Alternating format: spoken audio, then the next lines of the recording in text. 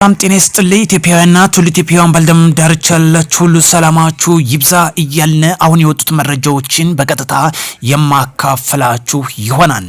በጎጃም እንግዲህ ራሳቸውን ያንሙት ብርጌድ ብሎ ታጥቀው ሲንቀሳቀሱ የነበሩት ሕግ የማስከበር ዘመቻ በተወሰደው ተሰናብቷል።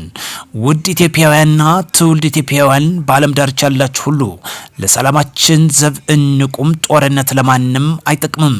በዚህም ሕግ የማስከበር ዘመቻ በተወሰደው ያንሙት ብርጌድ ከሰላም አሻፈረ ያለውን በዚሁ በተወሰደው እርምጃ እንዲህ የምንመለከታቸው እስከ ወዲያኛው ተሰናብቷል። ትቢት በመነፋት 4 ኪሎ እንገባለን ያለው ጫካ ታጥቆ ሲንቀሳቀስ የነበረው ሕግ የማስከበር ዘመቻ በወሰደው ጥሩ ትምህርት በመስጠት አሰናብቷል። ውድ ኢትዮጵያውያን በነፍጥ የሚመጣ ለውጥ አለመኖሩን በግልጽ ያሳየ ጉዳይ ነው።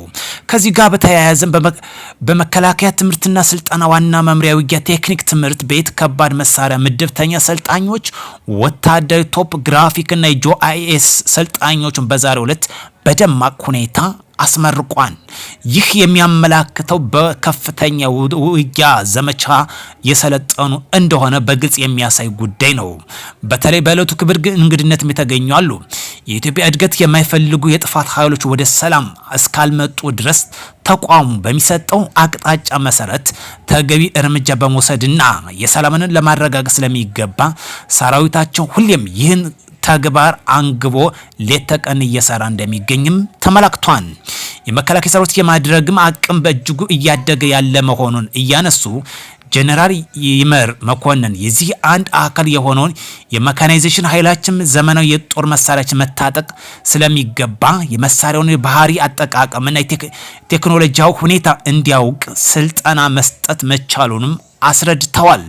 ኢትዮጵያ የሚያጋጥሟት ፈተናዎች መሻገር እንድትችል ጠንካራ ሰራዊት መገንባት የግድ መሆኑን ጠንካራ የሰለጠኑ ተልዕኮ በተነገረው ልክ መወጣት የሚችል የሰራዊት ስልጠናና እያበቃች መሆኑን አንስተዋል። ስልጠና የማይቋረጥ ተከታታይነት ባለው አግባብ ሰራዊቱ የሚሰጥ መሆኑን በመጠቆም ተመራቂ የሜካናይዜሽን እና የጂኦአይኤስ ሙያተኞች የተቀናጅታችሁ ለአንድ ዓላማና ስኬት በጋራ የምትቆሙ ግዳጅን የምትፈጽሙ መሆናችሁን በቴክኖሎጂ የተደገፈ ስምሪት ለማከናወን ቴክኖሎጂ እና እውቀት መጠቀም እንደሚገባም አስገንዝበዋል።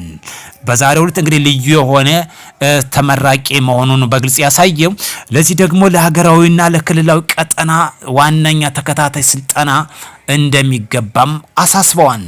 በዛሬው ዕለት ጠቅላይ ሚኒስትር ዶክተር አብይ በተገኘበት የአፍሪካ ሳይንስና ስነ ምህዳር ውስጥ አዲስ ምዕራፍ የሚከፍት ዘመናዊ የምርምር ማዕከል ዛሬ መርቀው ክፍት አድርገዋል። ጠቅላይ ሚኒስትር ዶክተር አብይ በአንድ ሀገር ጉዞ ውስጥ የሚያጋጥሙ ችግሮች፣ ፈተናዎችን ወደ መልካም እድል መቀየር እጅጉን አስፈላጊ መሆኑን ገልጸዋል። በዚህም በአፍሪካና የሳይንስና የስነ ምህዳር ውስጥ አዲስ ምዕራፍ የሚገኘው በዛሬው በደማቅ ሁኔታ ጠቅላይ ሚኒስትሩ በተገኘበት ክፍት ማድረጋቸውን የተገለጸው። እንዲሁም ሌሎች መረጃዎችም አሉ። በተለይ ከትግራይ ክልል የተሰባሰቡ ማህበረሰብን የአዲስ አበባ መሰረተ ልማቶችን ጎብኝተዋል። አዲስ ስፖርት ፓርክም ለህዝብ አገልግሎት ክፍት ሆኗል። በዛሬው ዕለት ጠቅላይ ሚኒስትር ዶክተር አብይ በተገኙበት የአዲስ ስፖርት ፓርክ ለህዝብ አገልግሎት ክፍት ሆኗል። በዚህም ታዋቂ አትሌቶች ሐውልት እንደቆመላቸው የኢትዮጵያ በጀግንነት ያስጠሩ 15 አትሌቶች በአዲስ ስፖርት ፓርክ ሐውልት ቆመላቸዋል። አዲስ ፓርክ ስፖርት በዛሬው ዕለት በጠቅላይ ሚኒስትር ዶክተር አብይ ተመርቆ ለህዝብ ክፍት መሆኑ ተመላክቷል።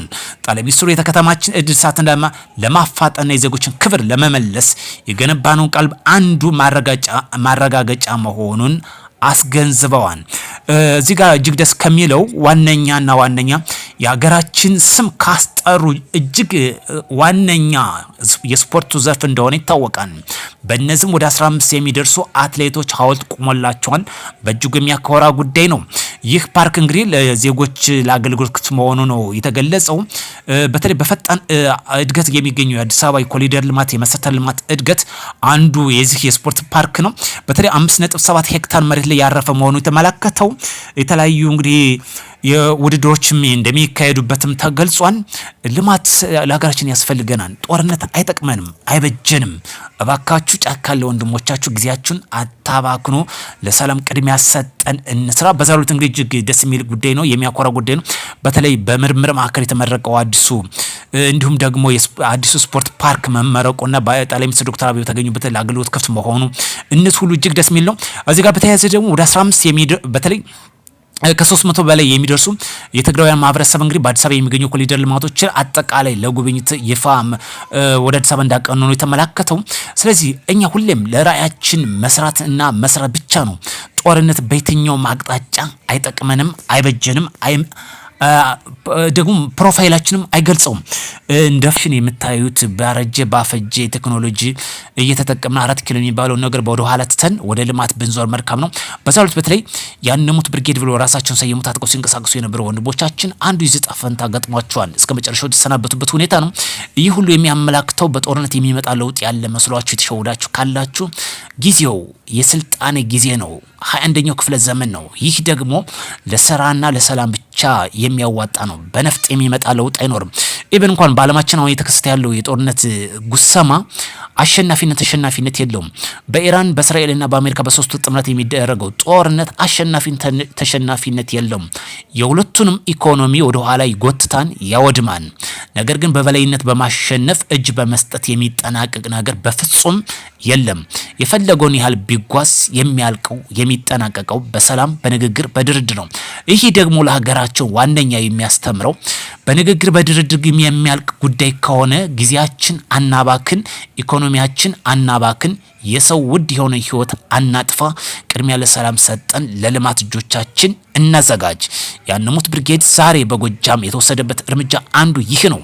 የሰው ህይወት ይበላል፣ ኢኮኖሚን ያወድማን፣ መሰረተ ልማትን ያደናቅፋን። ከዛ ውጭ የሚያመጣው ለውጥ አይኖርም። እና ወደ ኢትዮጵያውያንና ትውልደ ኢትዮጵያውያን በዓለም ዳርቻ ያላችሁ ሁሉ ለሰላም ዘብ በመቆም ለሀገራችንና ለክልላችን ማስተማር ያለብን ሰላምንና ልማትን ነው። ይህ ደግሞ አንዱ የመገለጫችን የስልጣን መገለጫችን ነው። ከዛ ውጭ ግን የሚመጣ ለውጥ በፍጹም አይኖርም።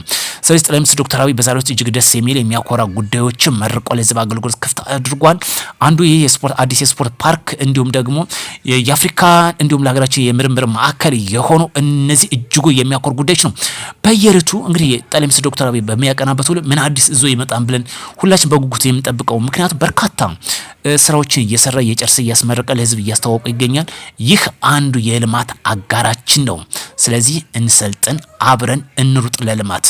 በሌላ ቪዲዮ እስክንገናኝ መልካም ምሽት እንዲወላችሁ